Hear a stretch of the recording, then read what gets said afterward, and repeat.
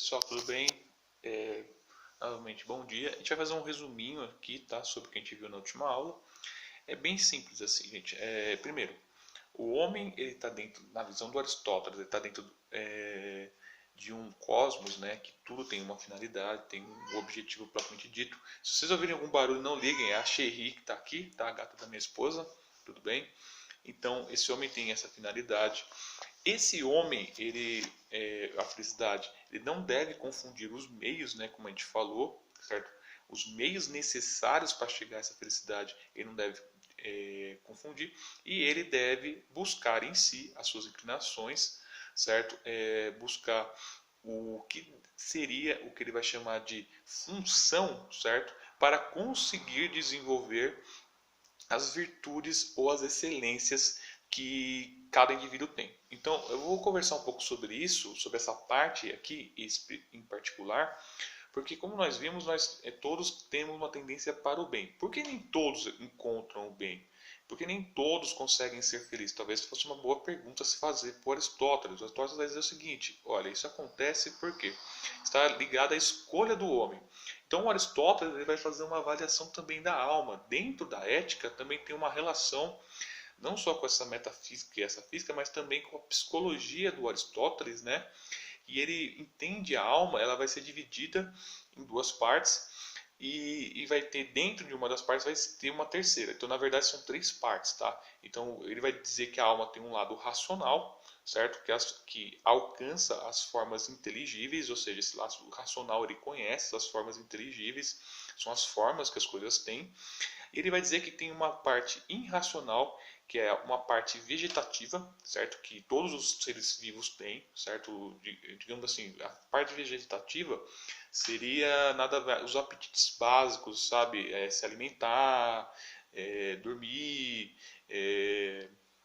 se reproduzir, a grande parte dos seres vivos tem, tudo bem? E ele vai também dizer que nós temos também um tipo de parte sensitiva, certo?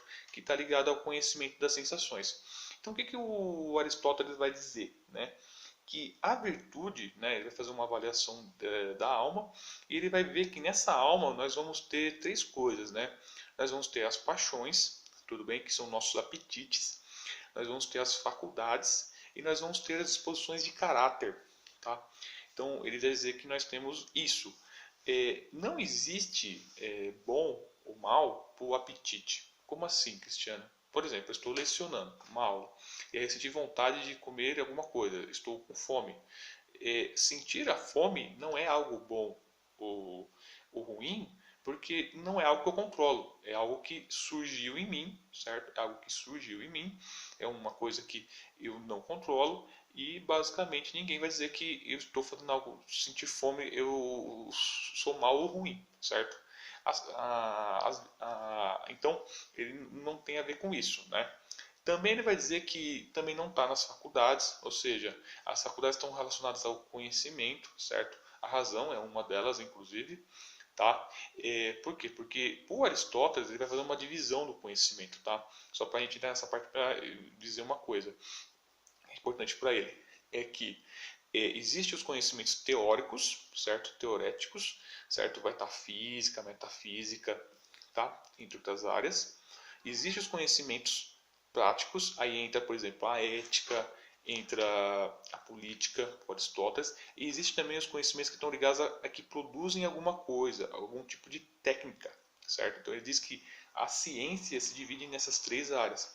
A ética é uma ciência prática, tá? Então o conhecimento, de certa forma, ele é importante porque ele te dá uma direção, mas você consegue desenvolver a excelência e a virtude, certo? A partir do que?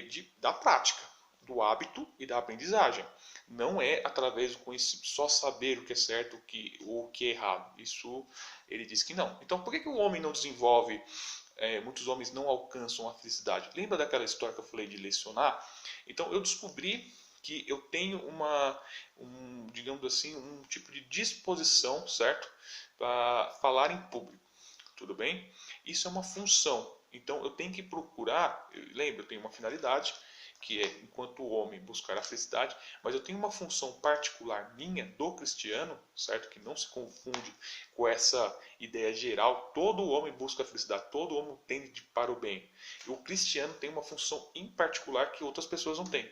E eu não consegui desabrochar esses meus talentos, essa minha função, eu não consegui desabrochar, desenvolver ela, porque eu fiz escolhas que vão contra o desenvolvimento dessa virtude ou da excelência. Ou seja, o Astor vai dizer que, apesar de todos nós temos essa função, certo? Muitas vezes a forma que a gente se relaciona com os prazeres e as dores, certo? É algo que impossibilita, basicamente, o desabrochar dessa função, o desabrochar desse talento, desse dom, e isso impossibilita o seu desenvolvimento, e assim eu não vou conseguir as riquezas, eu não vou conseguir amigos, eu não vou conseguir prazer, nem honra, nem nada, e eu não vou conseguir desenvolver isso, e muitas vezes eu vou ter que fazer coisas que são contra a minha natureza, contra o meu talento natural. E isso para Aristóteles é uma coisa ruim, tudo bem? É uma coisa que não é certa. Ou seja, se eu tenho talento natural para basicamente lecionar, se eu pego e ajudo, sei lá, salvo um país, sei lá, ajudo as pessoas no Haiti, eu Aristóteles falo, velho, isso daí não é o que você tem que fazer, você tem que pegar e lecionar. Esse é o seu talento natural. Ajudar as pessoas do Haiti não importa. Então, eu tenho que. Por quê? Porque eu tenho que estar ligado ao que o cosmos, digamos assim, me proporcionou dentro da minha natureza. Tudo bem? Dá para entender? É uma lógica estranha essa, mas é a forma que ele pensa, tá? Então, o que ele vai dizer? Ele vai dizer que as virtudes e as excelências, certo? Elas vão estar ligadas a essas disposições de caráter. Como que é a forma correta de desenvolver ela? É uma coisa que está muito presente nos gregos, né? Uma visão, uma mentalidade dentro dos gregos, que é a ideia de meio termo. Ou seja, você deve buscar sempre o que? O meio termo. Tudo que aquilo que falta ou aquilo que é em excesso gera algo que é ruim. Tudo bem? Então, o meio termo é o correto. Então, exemplo, se eu sou uma pessoa que é covarde, então falta em mim coragem.